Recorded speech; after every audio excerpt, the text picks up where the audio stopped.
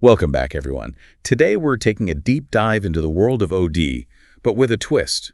We're exploring this new approach called the OD smoothie. The OD smoothie, huh? Yeah, it's from a book, The OD Smoothie, a holistic strategy for a healthy future by Gong. Sounds intriguing. I do love a good smoothie metaphor. Right. So the idea is, instead of having all these separate OD initiatives, what if you could blend everything together? Like culture, engagement, skills, even AI, all into one powerful strategy. Ah, I see where this is going. Creating a more unified approach to OD instead of trying to tackle things in isolation. Exactly. And the book really makes you think about those fragmented approaches, the ones that just don't seem to work. Well, and there's a ton of research that shows just how common those failed approaches are. McKinsey, for example, found that nearly 70% of organizational change efforts fail. And you know what? They say it's because of that fragmented approach. 70%, that's a lot.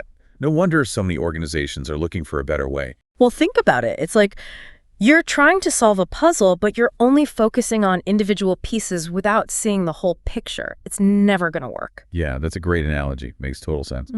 But why do you think so many organizations struggle with this? Why not blend it all together? Honestly, I think it's the ever-increasing complexity of business, We've got rapid tech advancements, people's expectations are changing constantly, and the global competition, it's just fierce. It's a lot for organizations to handle. Oh, absolutely. It's overwhelming. So maybe they're just reacting to each challenge as it pops up instead of looking at, like, the root cause. That's part of it. And the book brings up a really good example of this, Kodak. Kodak. Oh, yeah, the film company. Exactly. They completely missed out on the digital revolution. I mean, they were so focused on their existing products and like their way of doing things that they couldn't adapt when the market changed. Right. They couldn't pivot fast enough. So their culture basically like ate their strategy for breakfast. Right. Huh. Well, the book actually quotes Peter Drucker on that one. Culture eats strategy for breakfast. But yeah, you're getting it. It's not enough to have a brilliant strategy if the underlying culture just isn't there. That's so true. It's like you can have the best recipe for a smoothie, but if you don't have the right ingredients or you don't blend them properly, it's going to be a disaster. Exactly. And that brings us back to the OD smoothie. It's about recognizing that a holistic OD strategy, it's not just like a nice bonus. It's a necessity. Exactly. It's essential for survival in today's world. And one of the most interesting ingredients in this smoothie is AI. AI. Yeah. That was a big part of the book that I found really fascinating. It's not just about automating tasks, right? It's about using AI to like understand what's happening in the organization and make smarter decisions about talent and performance. And even predicting trends, like what skills will be needed in the future. The book gives a cool example with IBM. They created this AI tool that can predict which employees are likely to leave the company. Oh, really? Yep. And it's helped them reduce turnover by 25%. Imagine that, knowing who might be thinking of leaving and then being able to, like, address the issues before they lose valuable people. That would be game-changing. But it seems like AI is it's becoming more common than people realize. Oh, absolutely. PwC did a study, and 86% of executives believe that AI will be mainstream in their organizations by 2025. So, we need to start thinking about this now. Yeah, it's not science fiction anymore. It's here. But we have to be careful, right? With all this powerful tech comes great responsibility, as they say. We need to make sure we're using it ethically. Couldn't agree more. And the book stresses this too. You can't just let algorithms make big decisions about people's lives without any human oversight. It has to be aligned with your values, promote fairness, all that good stuff. So AI can be a great tool for OD, but we have to be mindful about how we've used it. It's all about finding that balance. Now, another big shift that the book talks about is moving away from like traditional job roles and focusing more on skills. Ah, yes, the skills-based organization. It's definitely a hot topic right now, and for good reason. The World Economic Forum predicts that 50% of all employees will need reskilling by 2025.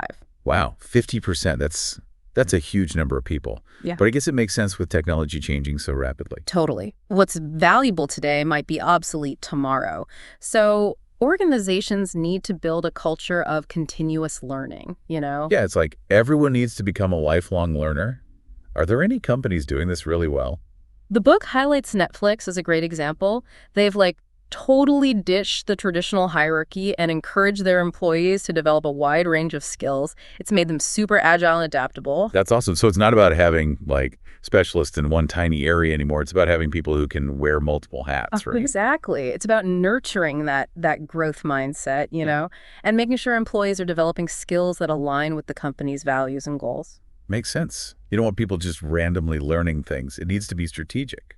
Right. It's about creating a win-win situation where everyone benefits. Okay, so we've got unified strategy, AI, skills. Yeah. What other ingredients go into this OD smoothie? Well, the book also emphasizes moving beyond like the traditional financial metrics when you're measuring how healthy an organization is. Oh, right. So not just looking at profit and that kind of stuff. Exactly. It's about using a broader range of KPIs, key performance indicators, to look at things like employee engagement, well-being, and progress on diversity and inclusion. That's a great point. It's about looking at the whole picture, not just the bottom line. Right. And there are some great companies doing this already. The book talks about Southwest Airlines. They're famous for putting their employees first. Customer satisfaction and employee happiness are like their key metrics. Wow, so they actually measure that. Employee happiness. Yeah. And it works. Gallup did a study and found that companies with highly engaged employees outperform others by a massive 202%. 202%. That's incredible. So taking care of your employees isn't just the right thing to do. It's actually good for business. Exactly. It all ties into creating a more, agile and adaptable organization. And that's another key ingredient in the OD smoothie. Okay, agility. What does that even mean when we're talking about OD? It means moving away from static, unchanging plans and embracing the fact that things are constantly changing. Because, the only constant is change. Gartner did a report, and get this, 80% of CEOs see the need for their companies to be more agile. But less than 30% believe that they actually are. Oh, wow. So there's a huge gap between what they know they need and what they're actually doing. Huge gap. And the book gives a perfect example of a company that gets it. Netflix. Think about their shift from DVD rentals to streaming. That was massive, but they were agile enough to pull it off. Yeah, that was a brilliant move. They totally reinvented themselves. So agility is about being able to pivot quickly when things change, right? It is, and it's also about fostering a culture that's open to learning and adapting constantly, even in small ways, day to day. The book even quotes Thomas Edison. He said, "I have not failed. I've just found 10,000 ways that won't work." I love that quote. It's so true. We learn so much from our mistakes, from things that don't go as planned. And the book really pushes this idea of embracing failure as part of the learning process. It ties into the whole concept of celebrating both successes and failures, which is something we'll dive into more in the next part of our deep dive. Sounds good. I'm looking forward to unpacking that. It's amazing how many different elements contribute to creating a thriving organization.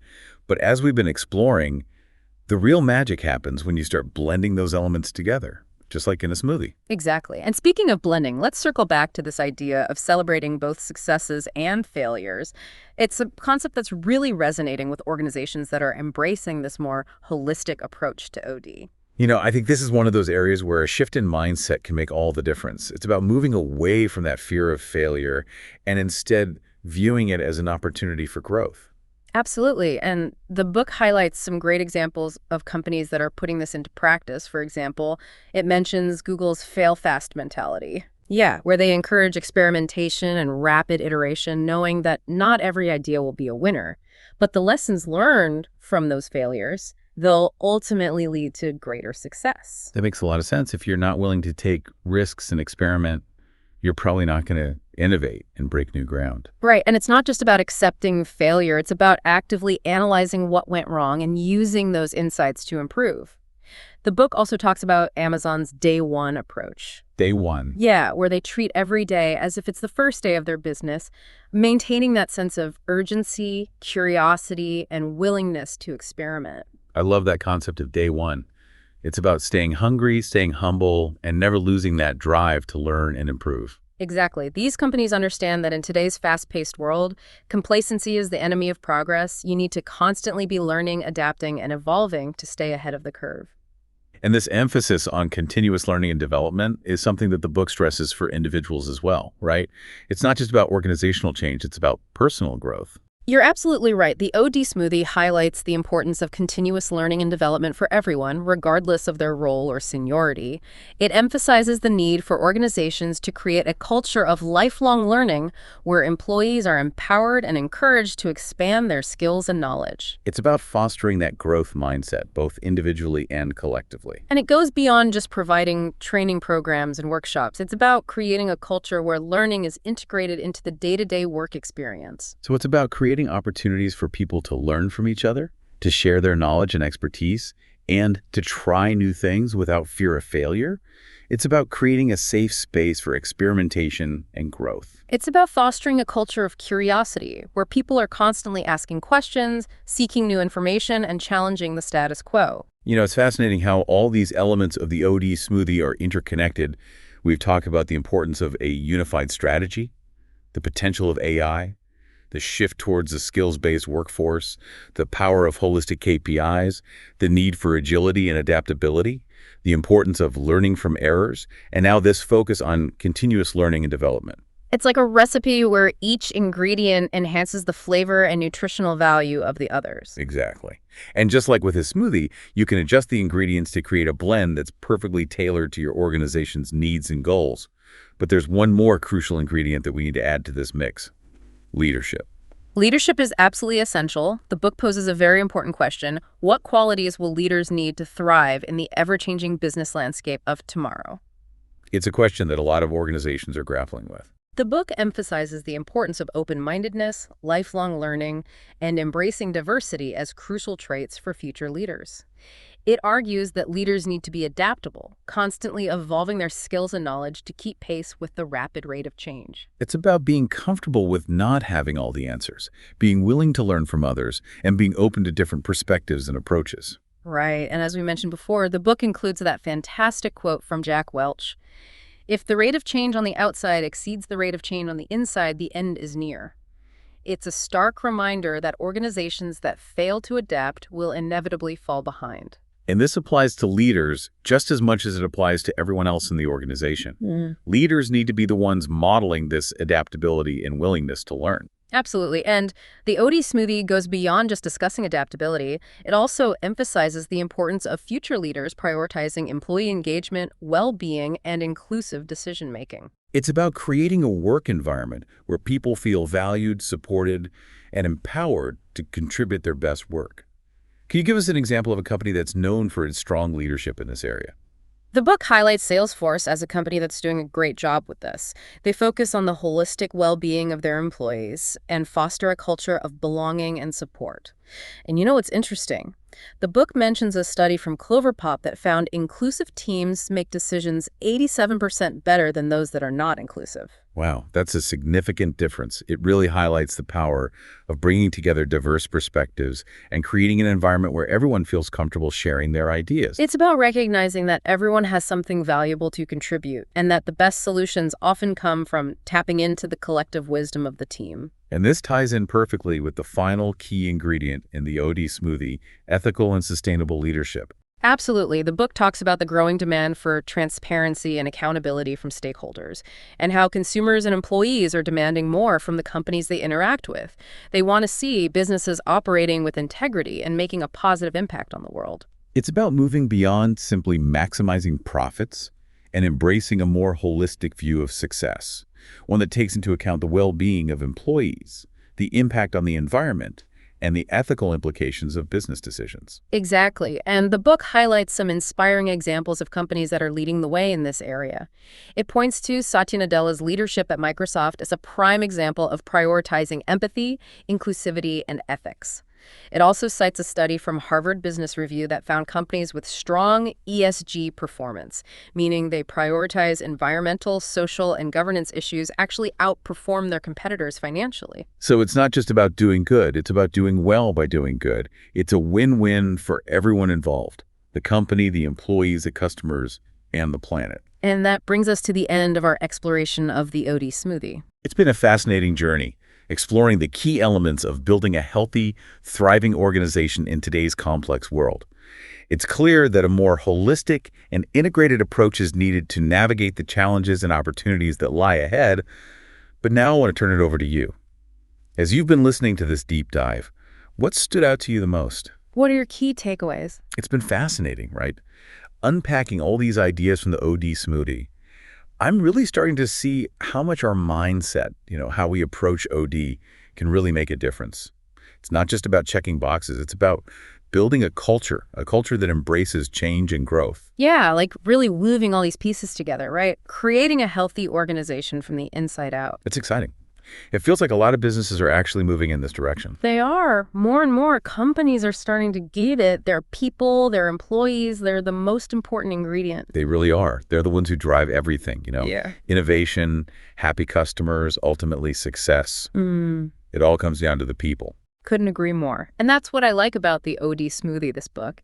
It gives you a framework. It shows you how to actually make this happen. Yeah, and it's not some one-size-fits-all solution. It's about making choices, taking action, really shaping your organization into a place where people can thrive. Exactly. You don't have to wait for someone else to do it. You can make a difference right where you are. That's powerful, isn't it? No matter what your role is, CEO or team member, we all have a part to play in making work a better experience. We do. And if you're feeling inspired, like you want to learn more about this OD smoothie stuff, I definitely recommend checking out the book. It's a great read, full of practical tips and real-world examples. So as you head back to your own work, your own teams, ask yourself, what's one thing I can do differently, even a small thing, just to start blending these ideas into my own little OD smoothie. Right. Maybe it's talking to your team about psychological safety, like we discussed.